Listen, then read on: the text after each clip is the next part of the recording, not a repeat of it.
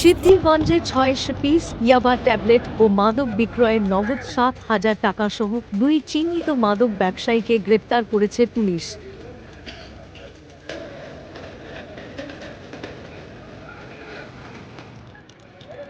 গ্রেপ্তারের বিষয়টি নিশ্চিত করে সিদ্ধিরগঞ্জ থানার ভারপ্রাপ্ত কর্মকর্তা ওসি মোহাম্মদ শাহিনুর আলম জানায়, গ্রেপ্তারকৃত ২ মাদক ব্যবসায়ীকে মঙ্গলবার দুপুরে মাদক দ্রব্য নিয়ন্ত্রণ আইনের মামলায় আদালতে প্রেরণ করা হয়েছে।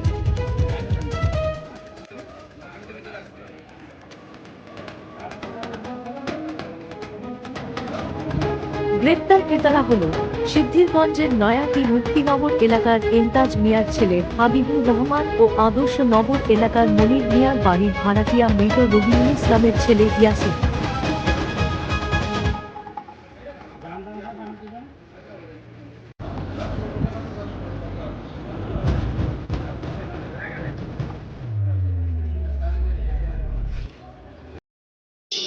ভালো থেকে শিখে